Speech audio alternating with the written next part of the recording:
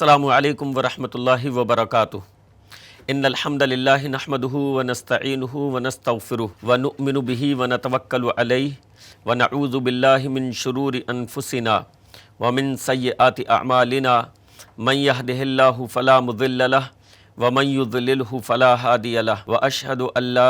इलाहा इल्लल्लाहु व अशहदु अन्न मुहम्मदन अब्दुहु व रसूलुहु। अम्मा बाद फ़अऊज़ु बिल्लाहि मिनश शैतानिर रजीम। बिस्मिल्लाहिर्रहमानिर्रहीम। वस्साबिक़ूनल अव्वलून मिनल मुहाजिरीन वल अंसारी वल्लज़ीना तबऊहुम बिइहसानिर रज़ियल्लाहु अन्हुम व रज़ू अन्हु। तमाम किस्म की तारीफ़ें, किब्रियाई, बड़ाई, हम्द व सना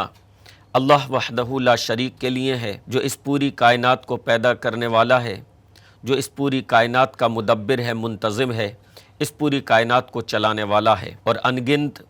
बेइंतहा बेशुमार दरूद व सलाम नाजिल हो सय्यदुना व हबीबुना व मौलाना जनाब मुहम्मदुर रसूलुल्लाह सल्लल्लाहु अलैहि वसल्लम पर। अल्लाहुम्मा सल्लि अला मुहम्मदिन व अला आलि मुहम्मद कमा सल्लैता अला इब्राहीम व अला आलि इब्राहीम इन्नका हमीदुम मजीद। अल्लाहुम्मा बारिक अला मुहम्मदिन व अला आलि मुहम्मद कमा बारकता अला इब्राहीम व अला आलि इब्राहीम इन्नका हमीदुम मजीद। नाज़रीन, हम आपके लिए एक बहुत ही बेहतरीन और बहुत ही मुबारक सीरीज़ लेकर हाज़िर हुए हैं, जिसका नाम है शान सहाबा। क्योंकि सहाबा इकराम ये दीन की बुनियाद हैं, ये दीन की असास हैं और हमारी अक़ीदतों का, हमारी मोहब्बतों का महवर हैं। लिहाजा सहाबा इकराम के ताल्लुक़ से नज़रियात का पाक व साफ़ होना और अक़ीदतों का सुथरा होना ये नहायत ज़रूरी है। और सहाबा इकराम से बदज़नी, उनके बारे में गलत अफ़कार व नज़रियात ये दीन के एतबार से इंतहाई नुक़सानदेह हैं। लिहाजा इसी ज़रूरत के पेश नज़र हम ये सीरीज़ आपके सामने लेकर हाज़िर हुए हैं। आपसे गुजारिश है, आपसे इंतहाई वालिहाना दरख्वास्त है कि अगर आपको जनाब मुहम्मदुर रसूलुल्लाह सल्लल्लाहु अलैहि वसल्लम से मोहब्बत है, जनाब मुहम्मदुर रसूलुल्लाह सल्लल्लाहु अलैहि वसल्लम के सहाबा इकराम से मोहब्बत है, तो इस सीरीज़ के तमाम एपिसोड को बग़ौर मुलाहिज़ा फ़रमाएँ, ताकि सहाबा इकराम की अक़ीदत व मोहब्बत हमारे दिलों में जो अल्हम्दुलिल्लाह पहले से मौजूद है, वो अक़ीदत व मोहब्बत मज़ीद पुख्ता हो सके और अल्लाह रब्बुल आलमीन हमें जन्नत में सहाबा इकराम का साथ अता फ़रमाए, उनकी सोहबत अता फ़रमाए। नाज़रीन, आइए सबसे पहले हम आपके सामने सहाबी की तारीफ़ बयान कर दें, डिफ़ाइन कर दें कि सहाबी कहते कैसे हैं। सहाबी या सहाबा, सहाबी एक को बोलेंगे और सहाबा जब कई हों तो उनके लिए जो लफ्ज़ इस्तेमाल होता है वो जमा का, प्लूरल का, सहाबा। तो सबसे पहले हम आपके सामने सहाबी की तारीफ़ बयान कर दें कि सहाबी कहा किसे जाता है, ताकि आगे की तमाम बातों को समझने में हमारे लिए आसानी हो। नाज़रीन, सहाबी की तारीफ़ करते हुए हाफिज़ इब्न हजर रहमहुल्लाह इरशाद फरमाते हैं, अस्सहाबिय्यु मन लक़िया नबिय्य सल्लल्लाहु अलैहि वसल्लम मुअमिनम बिही व माता अलल इस्लाम। यानी सहाबी वो हैं कि जिसने रसूलुल्लाह सल्लल्लाहु अलैहि वसल्लम से ईमान की हालत में मुलाकात की हो, व माता अलल इस्लाम, और ईमान ही पर उनकी वफ़ात हुई। इस तारीफ़ को, सहाबी की इस परिभाषा को अपने जहन में अच्छी तरह से महफूज कर लें कि सहाबी कहते किसे हैं। सहाबी के लिए दो शर्तें हैं। एक तो ये कि उसने ईमान की हालत में जनाब मुहम्मदुर रसूलुल्लाह सल्लल्लाहु अलैहि वसल्लम से मुलाकात की, और नंबर दो, दूसरी चीज़ ये कि फिर ईमान ही पर उनकी वफ़ात हुई। अब अगर किसी ने रसूल गिरामी अलैहिस्सलातु वस्सलाम से मुलाकात तो की है, लेकिन मुलाकात हालत ईमान में नहीं हुई, हालत कुफ्र में हुई, लेकिन ईमान की हालत में कभी भी मुलाकात आप अलैहिस्सलातु वस्सलाम से नहीं हुई, تو ان کو صحابی نہیں کہا جائے گا۔ ان کو دوسرا رتبہ مل سکتا ہے کہ وہ بعد میں ایمان لائے ہیں، صحابہ سے انہوں نے ملاقات کی ہے، تو وہ تابعی کی لسٹ میں آ سکتے ہیں، تابعی کی لسٹ میں آئیں گے، لیکن صحابی نہیں کہا جائے گا۔ کیوں؟ اس وجہ سے کہ ایمان کی حالت میں انہوں نے رسول گرامی علیہ الصلاۃ والسلام سے ملاقات نہیں کی ہے، یہ شرف ان کو نہیں ملا ہے۔ ایمان سے پہلے والے زمانے میں یعنی حالت کفر میں اگرچہ انہوں نے ملاقات کی ہو، لیکن صحابی کے لیے ضروری ہے کہ انہوں نے ایمان کی حالت میں رسول گرامی علیہ الصلاۃ والسلام سے ملاقات کی ہو۔ اسی طریقے سے کسی شخص نے ایمان کی حالت میں رسول اللہ صلی اللہ علیہ وسلم سے ملاقات تو کی، لیکن پھر ان کی وفات ایمان پر نہیں ہوئی۔ مثال کے طور پر ایمان کی حالت میں ملاقات کی، پھر وہ واپس چلے گئے اپنے علاقے میں، اور پھر وہ اسلام سے پلٹ گئے، جس کو کہا جاتا ہے مرتد ہو جانا۔ تو وہ مرتد اگر وہ شخص ہو گیا تو پھر اس شخص کو مرتد ہو گیا اور اسی پر موت ہوئی، کفر پر، تو پھر اس شخص کو صحابی نہیں کہا جائے گا۔ کیوں؟ اس وجہ سے کہ ایمان پر ان کی وفات نہیں ہوئی ہے۔ اسی طریقے سے اگر کسی شخص نے رسول اللہ صلی اللہ علیہ وسلم سے ملاقات کی، اپنے ایمان کا اظہار کیا، لیکن دل میں ان کے کفر چھپا ہوا تھا، تو اس کو بھی صحابی نہیں کہا جائے گا۔ یعنی کوئی رسول گرامی علیہ الصلاۃ والسلام سے ملاقات بھی کرے، آپ کی صحبت میں بھی رہا ہو، آپ کے ساتھ بھی رہا ہو، لیکن اس کا ایمان سچا نہیں تھا، اس کے دل میں کفر چھپا ہوا تھا، صرف زبان سے اپنے ایمان کا اظہار کر رہا تھا، تو شرعی اصطلاح میں اس کے لیے جو لفظ استعمال ہوتا ہے وہ منافق کا ہوتا ہے، صحابی کا نہیں۔ لہٰذا اگر کوئی شخص اپنے لیکچرز میں، اپنی تقریروں میں، اپنی تحریروں میں اس طرح کے الفاظ یا اس طرح کی ٹرم، اس طرح کی اصطلاح کا استعمال کرتا ہے، ایمان والے صحابہ اور منافق صحابہ، تو اس کا یہ اصطلاح استعمال کرنا غلط ہوگا یا اس کی بدنیتی پر دلالت کرے گا۔ کیوں؟ اس وجہ سے کہ جو شخص صحابی ہوگا اس کے لیے منافق کا استعمال نہیں کیا جائے گا، اور جو منافق ہوگا اس کے لیے صحابی کا استعمال نہیں کیا جائے گا۔ تو جو صحابی ہے وہ صحابی ہے، جو منافق ہے وہ منافق ہے، جو مرتد ہے وہ مرتد ہے۔ تو صحابی کے لیے بڑی سمپل سی، بڑی واضح سی تعریف آپ کے سامنے میں نے حافظ ابن حجر رحمہ اللہ کے الفاظ میں پیش کی ہے کہ الصحابی من لقی النبی صلی اللہ علیہ وسلم مؤمنا بہ ومات علی الاسلام۔ ایمان کی حالت میں انہوں نے رسول گرامی علیہ الصلاۃ والسلام سے ملاقات کی ہو، اور پھر دوسری شرط یہ کہ پھر ایمان ہی پر ان کی وفات ہوئی ہو۔ آئیے میں تھوڑی سی وضاحت اس کے تعلق سے اور کر دوں تاکہ تمام شکوک و شبہات دور ہو جائیں، یا جو لوگ اس تعلق سے غلط افکار و نظریات پھیلاتے ہیں یا اپنے پروپیگنڈے کو عام کرتے ہیں، اس تعلق سے ان کا بھی رد ہو جائے اور ان کے فتنے میں، ان کے پروپیگنڈے میں کوئی مبتلا نہ ہو۔ میں تھوڑی سی وضاحت اور کر دوں کہ جس نے بھی رسول اللہ صلی اللہ علیہ وسلم سے ایمان کی حالت میں ملاقات کی ہے اور پھر ایمان ہی پر ان کی وفات ہوئی، تو اس کو صحابی کہا جائے گا۔ اب چاہیں انہوں نے رسول اللہ صلی اللہ علیہ وسلم کے ساتھ صحبت کا عرصہ زیادہ پایا ہو، یعنی طویل عرصہ آپ علیہ الصلاۃ والسلام کے ساتھ رہنے کا ان کو ملا ہو، یا ان کو کم موقع ملا ہو اور وہ رسول اللہ صلی اللہ علیہ وسلم کے ساتھ زیادہ نہ رہ سکے ہوں۔ مثال کے طور پر آپ علیہ الصلاۃ والسلام کے زمانے میں کوئی شخص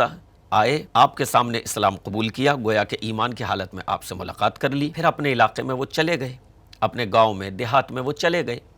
اور پھر آپ علیہ الصلاۃ والسلام کے پاس نہ آ سکے، لیکن ان کی وفات ایمان ہی پر ہوئی، تو ان کو صحابی کہا جائے گا۔ تو چاہے صحبت کا طویل عرصہ ملا ہو، لمبا عرصہ ملا ہو یا مختصر سا عرصہ ملا ہو، بہرحال اس کو صحابی کہا جائے گا۔ اسی طریقے سے کسی شخص نے اسلام قبول کیا، رسول اللہ صلی اللہ علیہ وسلم سے ملاقات کی ایمان کی حالت میں، لیکن ان کی وفات ہو گئی بہت جلد، جیسے مثال کے طور پر ایمان قبول کیا، جنگ میں شرکت کر لی رسول گرامی علیہ الصلوۃ والسلام کے ساتھ اور شہید ہو گئے، تو زیادہ وقت نہیں پایا لیکن ان کو صحابی کہا جائے گا۔ اسی طریقے سے کسی شخص نے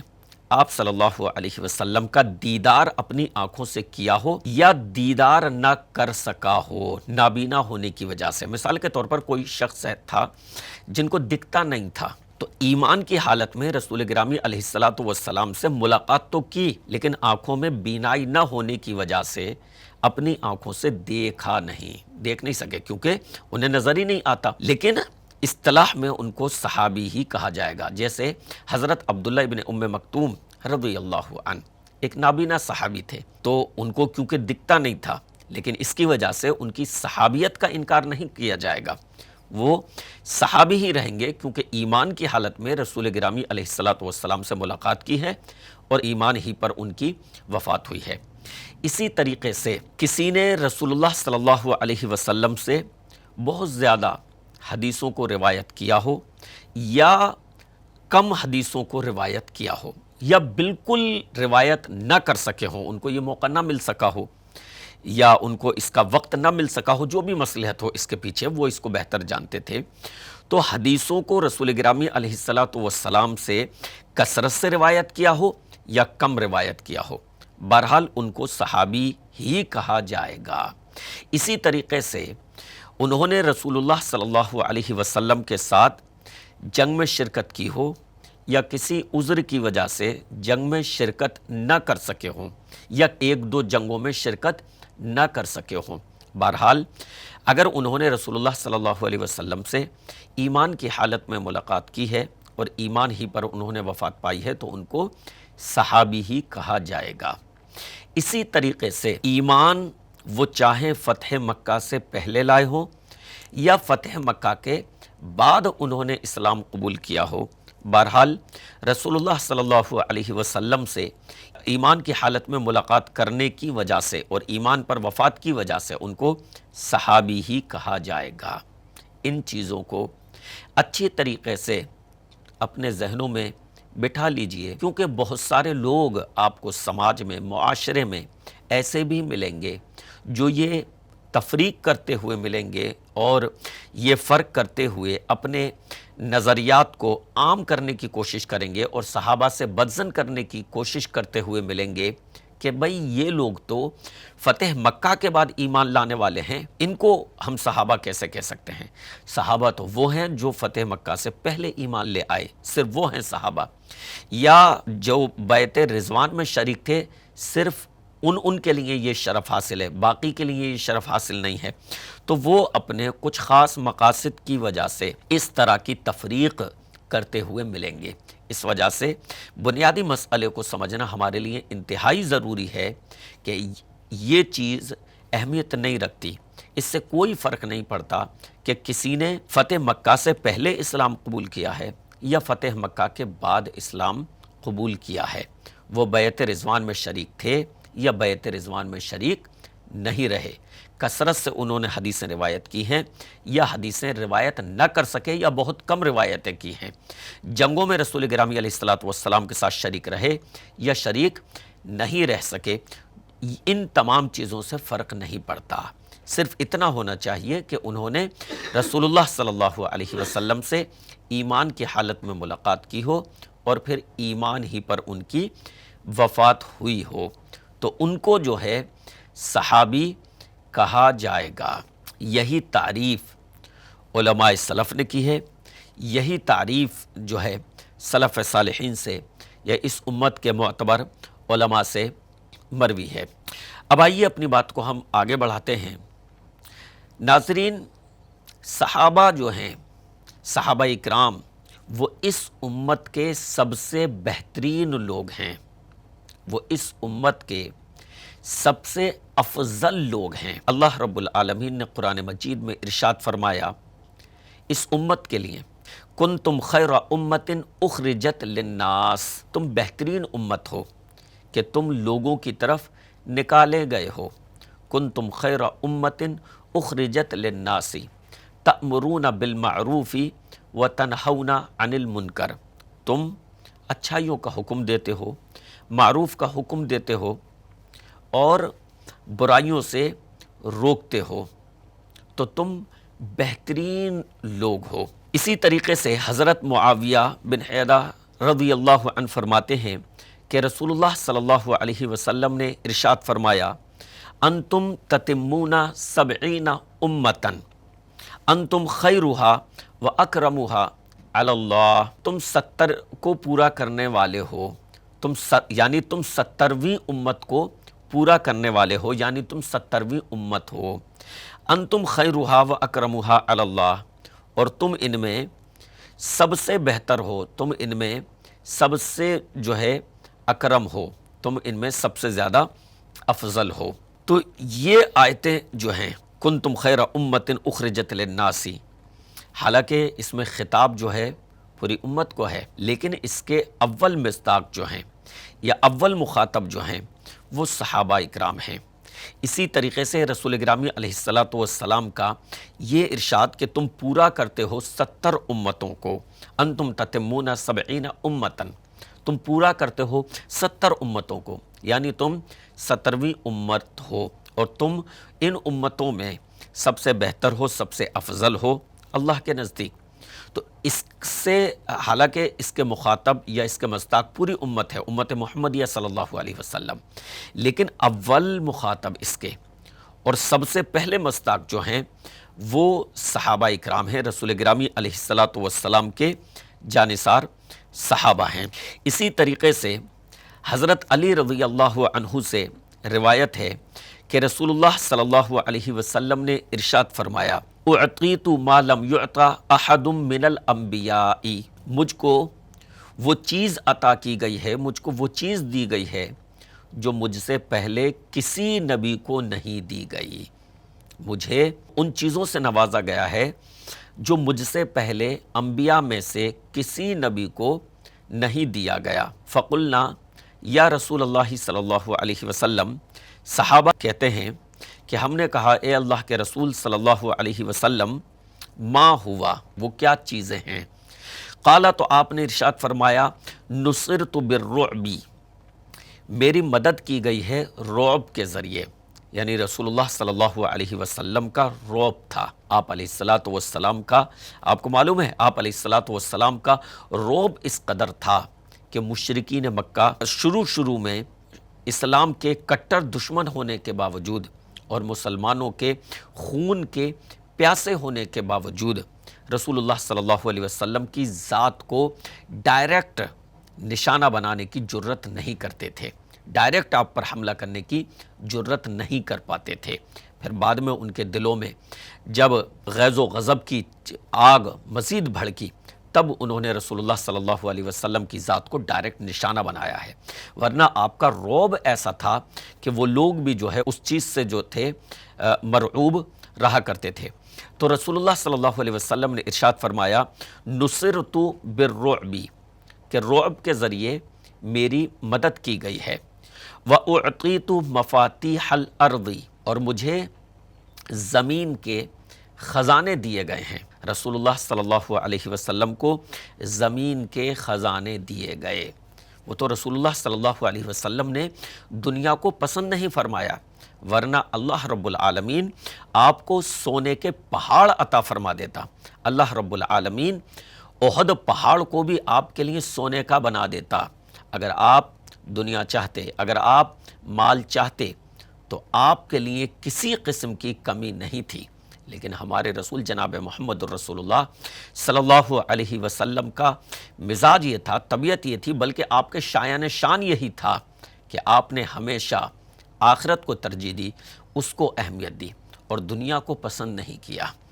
دنیا کی رعنائی کو، اس کی چمک دمک کو، یہاں کے مال و دولت کو، یہاں کے عیش و آرام کو پسند نہیں کیا، ورنہ آپ کے لیے یہ تمام کنجیاں اور دولت کی تمام چابیاں حاضر تھیں۔ تو رسول اللہ صلی اللہ علیہ وسلم نے ارشاد فرمایا کہ مجھے زمین کی کنجیاں یا زمین کی چابیاں دی گئی ہیں، وَسُمِّيتُ احمد، اور میرا نام احمد رکھا گیا ہے۔ احمد یہ ایسا پیارا نام ہے کہ یہ نام اہل عرب آپ سے پہلے بھی کسی نبی کا یہ نام نہیں تھا، کسی نبی کا نام یہ نہیں تھا۔ تو آپ نے فرمایا کہ میرا نام احمد رکھا گیا ہے۔ احمد کے معنی یعنی حمد کرنے والا۔ اب سوچو کہ اللہ رب العالمین کی حمد تمام اہل ایمان کرتے ہیں، لیکن رسول اللہ صلی اللہ علیہ وسلم کا یہ نام ہی تھا کہ اللہ کی بہت و زیادہ حمد و ثنا بیان کرنے والے۔ اس نام سے آپ کا شرف اور آپ کا مقام پتہ چلتا ہے۔ تو آپ نے ارشاد فرمایا کہ میرا نام احمد رکھا گیا ہے۔ اسی طریقے سے فرمایا وَجُعِلَ التُّرَابُ لِي طَہُورًا، میرے لیے مٹی کو پاک کر دیا گیا ہے، یعنی جہاں پر بھی نماز کا وقت ہو جائے وہاں پر ہم مسلمانوں کو، ہم اہل ایمان کو یہ اجازت ہے کہ وہاں کی زمین پر نماز پڑھ سکتے ہیں۔ اسی طریقے سے اگر کہیں پر وضو کرنے کے لیے پانی نہیں ہے اور دور دور تک پانی نہیں ہے اور بہت زیادہ تلاش اور جستجو کے باوجود پانی دستیاب نہیں ہوتا، یا کوئی طبی جو ہے عذر ہے اور کوئی بیماری ہے جس کی وجہ سے وہ پانی کا استعمال نہیں کر سکتا، تو یہ رخصت دی گئی ہے امت محمدیہ صلی اللہ علیہ وسلم کو کہ پاک مٹی سے وہ تیمم کر لے۔ تو رسول گرامی علیہ الصلاۃ والسلام نے فرمایا کہ میرے لیے زمین کو جو ہے پاک کیا گیا ہے۔ وَجُعِلَتْ أُمَّتِي خَيْرَ الْأُمَمِ، اور میری امت کو تمام امتوں میں سب سے بہترین بنایا گیا ہے۔ تو رسول اللہ صلی اللہ علیہ وسلم نے ارشاد فرمایا کہ مجھے وہ چیز عطا کی گئی ہے جو مجھ سے پہلے کسی بھی نبی کو نہیں دی گئی، اور اس میں سے آخری چیز جو آپ علیہ الصلاۃ والسلام نے بتائی وہ کیا ہے کہ میری امت کو سب سے بہترین بتایا گیا ہے۔ ناظرین، اس سے پہلے ہم نے ایک آیت آپ کے سامنے پیش کی، کنتم خیر امت اخرجت للناس۔ اسی طریقے سے حضرت معاویہ بن حیدہ رضی اللہ عنہ سے مروی ایک حدیث آپ کے سامنے پیش کی کہ تم 70ویں امت ہو لیکن ساری امتوں میں سب سے بہتر ہو۔ اسی طریقے سے یہ ہم نے رسول گرامی علیہ الصلاۃ والسلام کی تیسری حدیث آپ کے سامنے پیش کی کہ میری امت کو جو ہے وہ تمام امتوں میں سب سے بہترین بنایا گیا ہے۔ یہ تمام دلائل جو ہم نے آج کے اس درس میں آپ کے سامنے پیش کیے، جو اس بات پر دلالت کرتے ہیں کہ رسول گرامی علیہ الصلاۃ والسلام کی امت سب سے افضل ہے، یہ تمام دلائل اور یہ تمام نصوص جو ہیں، اس سے مراد اگرچہ پوری کی پوری امت ہے، لیکن اس کے سب سے اول مخاطب اور اس کے سب سے اول مصداق جو ہیں وہ رسول گرامی علیہ الصلاۃ والسلام کے ساتھی ہیں، وہ رسول اللہ صلی اللہ علیہ وسلم کے صحابہ ہیں۔ لہٰذا ان دلائل کی روشنی میں ہم یہ کہتے ہیں کہ صحابہ اکرام جو ہیں وہ انبیاء اکرام کے بعد امت میں سب سے افضل ہیں، یعنی سب سے بڑا مقام و مرتبہ تو انبیاء اکرام کا ہے، اللہ تعالیٰ کا سب سے بڑا مقام و مرتبہ ہے، لیکن مخلوقات میں اگر دیکھا جائے تو سب سے بڑا مقام جو ہے، سب سے بڑا مرتبہ جو ہے وہ انبیاء اکرام کا ہے، اور پھر ان میں ہمارے رسول جناب محمد رسول اللہ صلی اللہ علیہ وسلم کا ہے، اور پھر نبیوں کے بعد سب سے بڑا مقام صحابہ اکرام کا ہے۔ اللہ تعالیٰ سے دعا ہے کہ رب العالمین ہمیں صحابہ کے اس مقام کو سمجھنے کی توفیق عطا فرمائے۔ آمین۔ والسلام علیکم ورحمۃ اللہ وبرکاتہ۔